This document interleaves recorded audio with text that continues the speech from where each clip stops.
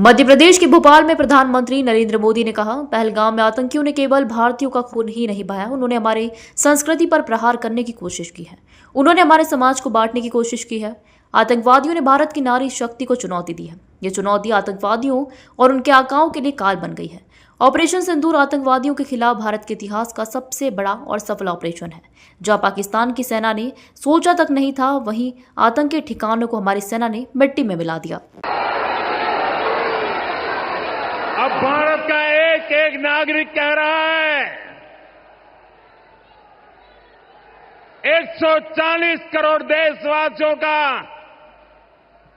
बुलंद आवाज कह रहा है, अगर तुम गोली चलाओगे तो मान के चलो, गोली का जवाब गोले से दिया जाएगा।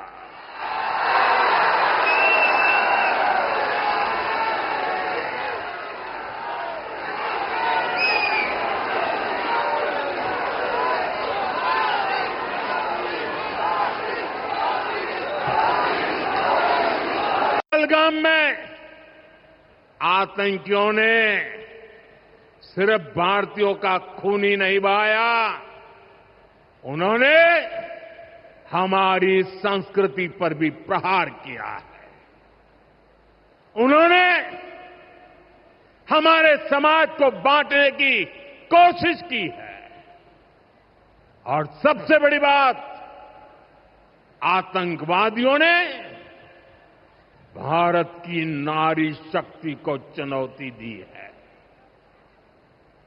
ये चुनौती आतंकवादियों और उनके आकाओं के लिए काल बन गई है, काल।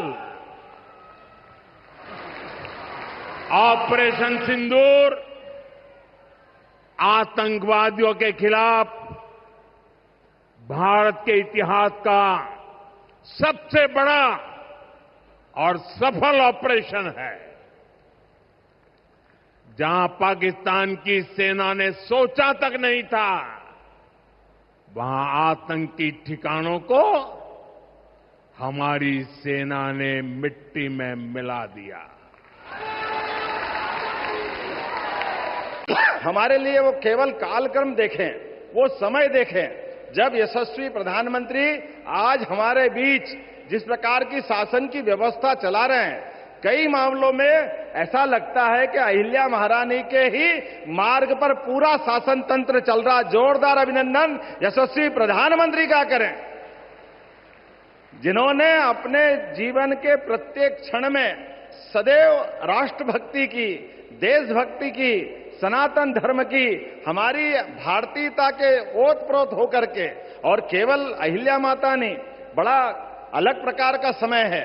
हमारा विगत 500 साल का समय देखें मध्य प्रदेश में, तो हमारे यहां नारी स्वातंत्र का, शासक का, रानी दुर्गावती अकबर की सेना से टक्कर लेते हुए हमारी बहनों की शासन की व्यवस्था में किस प्रकार से शासन चलाया जाता है।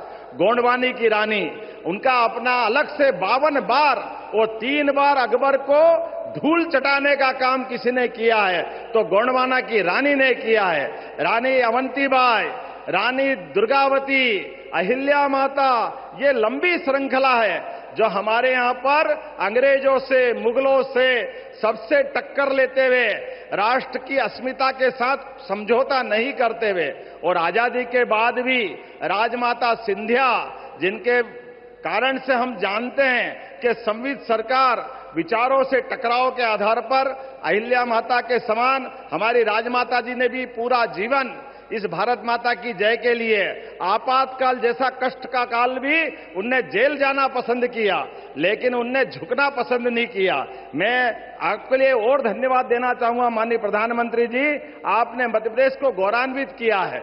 हमारी अपनी सुमित्रा ताई, हमारी इंदौर की सांसद, देश के अंदर, दुनिया के अंदर सबसे बड़ी लोकतंत्र की सबसे बड़ा मंदिर हमारा न्यायपालिका, खास करके हमारी संसद की सभापति बनाने का अगर आपने निर्णय लिया, मैं आपका अभिनंदन करता हूं। जोरदार अभिनंदन करें हमारे अपने